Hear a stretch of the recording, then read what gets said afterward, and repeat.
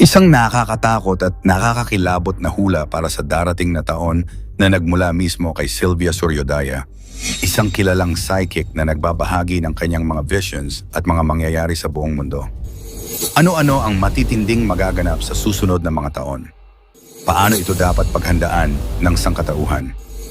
Ang 10 world predictions ni Sylvia Soriodaya sa taong 2026, yan ang ating aalamin.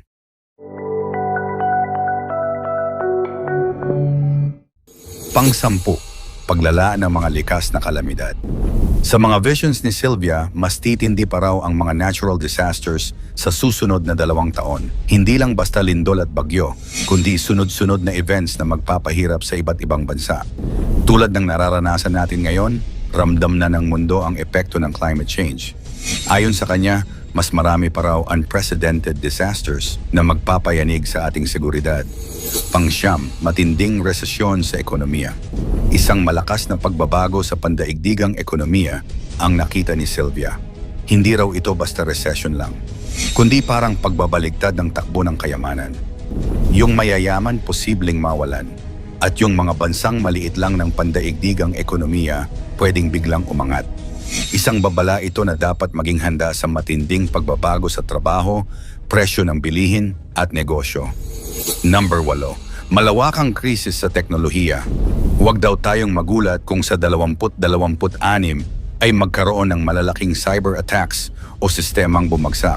Ayon kay Sylvia, magiging malinaw na hindi lahat ng kontrolado ng tao sa teknolohiya ay ligtas.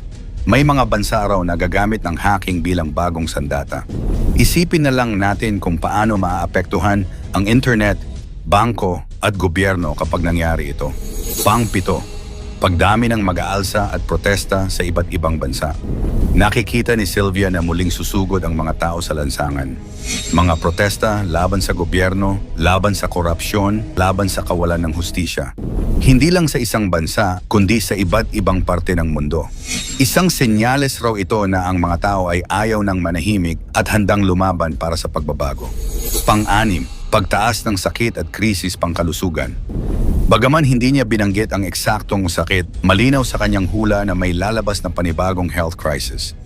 Maaring hindi kasing lala ng COVID-19, pero sapat para magdulot ng pangamba at takot.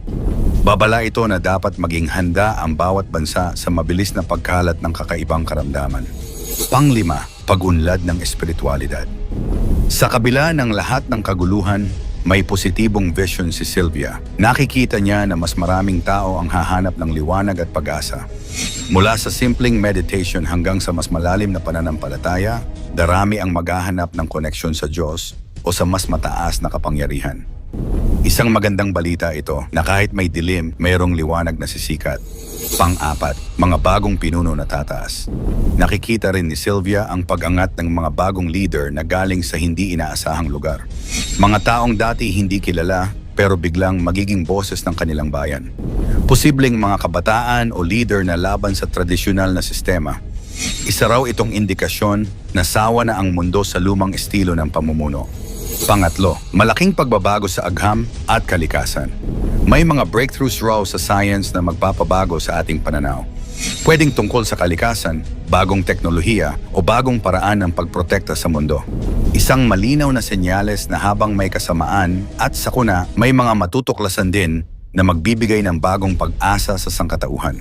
Pangalawa, pagkakawatak-watak ng ilang bansa. Isa sa pinakamatinding vision niya ay ang posibilidad ng pagkahati ng ilang bansa. Hindi lang simpleng alitan, kundi totoong pagkawatak-watak dahil sa politika, relihiyon o digmaan. Babala ito na posibleng may mga bansang hindi na natin makikita sa parehong anyo pagdating ng taong 2026. At ang ating number 1, isang malaking pagsubok sa sangkatauhan. At ang pinakamalakas niyang hula, isang global event na susubok sa lahat ng tao. Hindi niya detalyado kung digmaan ba ito, malawakang krisis o kakaibang pangyayari, pero malinaw na ito'y magpapabago sa takbo ng buong mundo. Parang ultimate test para sa sangkatauhan, kung tayo ba ay maghihiwa-hiwalay o magtutulungan para mabuhay. Ang mga hula ni Sylvia Soriodaya ay kagaya ng ibang mga propesiya. Maaaring totoo, maaaring hindi. Hindi lahat ay dapat paniwalaan ng buo, Ngunit maaari itong magsilbing babala at paalala na ang kinabukasan ay nakadepende pa rin sa ating mga desisyon ngayon. Pero isa lang ang malinaw, ang kataas-taasang Diyos pa rin ang may kapangyarihan kung paano natin haharapin ang kinabukasan at susunod na mga taon. Top 10 hula ni Craig Hamilton Parker para sa taong 26 na taon. Si Craig ay isang British psychic kilala bilang New Nostradamus, gumagamit ng Nadi Astrology, isang sinaunang sistema na may ugnayan sa India at spirit readings. Marami sa mga hula niya noon ay nai-report bilang tama tulad ng COVID-19 pandemic, pagkapanalo ni Donald Trump, pagsawi ni Queen Elizabeth na magdudulot ng malaking pagbabago sa monarkiya na natupad noong 22. Kaya't heto ang top 10 hula ni Craig Hamilton Parker para sa taong 26. Number 10. Paglaki ng anti-woke or cultural pushback sa Western societies. Isa sa mga prediksyon ni Craig para sa 2025 ay ang paglaban sa mga ideya ng woke culture, ang mga batas o regulasyon laban sa pagtuturo ng gender identity, mga batas sa locker room, at iba pa. Posible itong magpatuloy at maging mas malakas sa taong 2026. Number 9. UFO disclosure. Si Craig ay may hula na sa 2025 ay magkakaroon ng opisyal na impormasyon tungkol sa UFO at UAP, Unidentified Anomalous Phenomena, ayon ang mga hearing sa US Congress na hinihikayat ang pagiging transparent nito. Posibleng sa 22, may mas malaking detalye o dokumentong lalabas tungkol sa UFO, pwedeng mga video, archives o mga opisyal na pahayag mula sa gobyerno. Number 8. Paglago pa ng teknolohiya, quantum computing. Marami siyang nabanggit na magiging malaking pag-angat sa larangan ng AI at quantum computing. Sa taong 2026, posibleng makita natin ang mga breakthrough, AI na makakagawa ng sarili nitong AI, self-propagating. Mga aplikasyon ng quantum computing sa komersyo o agham. Number 7. Protesta at kaisipang political sa Europa. Si Craig ay nag-ulat na may magiging pagtaas sa mga protesta, hindi pagkakaunawaan sa mga patakaran sa immigration, pagbabago sa asylum laws, at tensyon sa pagitan ng mga bansa sa Europa. Sa 2026, maaaring maging mas malakas ito. Mga rally, sigalot tungkol sa pamahalaan, mga debating pampolitika sa kultura. Number 6. Financial instability at economic crisis. Nabanggit niya na may babagsak na ekonomiya sa ilang bansa, inflation, at financial pressure sa mga mamamayan dahil sa mga patakaran at mga gastos ng pamahalaan. Posibleng sa 2026 magkaroon ng economic shocks, currency issues, mataas na presyo ng bilihin, mga kumpanya magsasara dahil sa gastusin at kakulangan ng supply. Number 5. Malalaking natural disasters, pangkalikasang problema. Craig ay nagsabing maraming beses na predict niya ang malalaking flood, lindol, apoy sa mga kagubatan, at iba pang extreme weather. Kaya sa taong 2026, posibleng may mangyaring isang malaking natural disaster na magpapakita kung gaano kahalaga ang paghahanda sa klima at kalikasan. Number 4. Pagbubukas ng bagong patakaran sa immigration at migration laws. Isa sa mga forecast niya ay may pagbabago sa asylum regulations sa Europa at mga bansang tulad ng Netherlands, Sweden, Denmark ay magsusulong nito.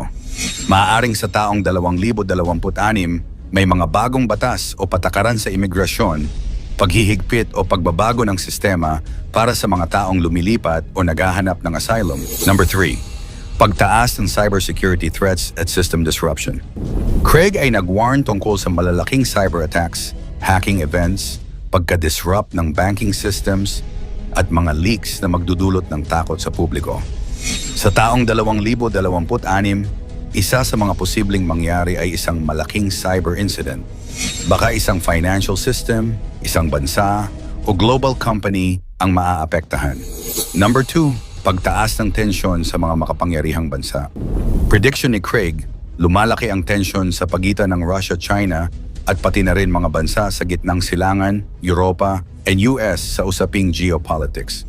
Sa taong 2026, posibleng magkaroon ng bagong alyansa, mga pagkonfronta, territorial dispute, or diplomatic strain na hindi basta lulusot sa diplomatikong paraan. Number 1, isang major global event. Ito marahil ang pinakamalawak na tema sa hula ni Craig, na may mangyayari na hindi inaasahan, malaking pangyayari na magpapakita na hindi na sapat ang lumang sistema para sa mundo. Maaaring natural disaster, pagbabago sa teknolohiya, malaking leak, blackout, AI misuse, crisis sa politika, matitinding digmaan, leadership collapse at isang pangyayaring magiging turning point para sa marami. Ano sa palagay mo? Mangyayari kaya ang mga hula na ito o isa lamang itong kwentong bunga ng malikot na imahinasyon? I-komento mo ito sa ibaba. Huwag kalimutang i-like, i-share at mag-subscribe. Maraming salamat at God bless.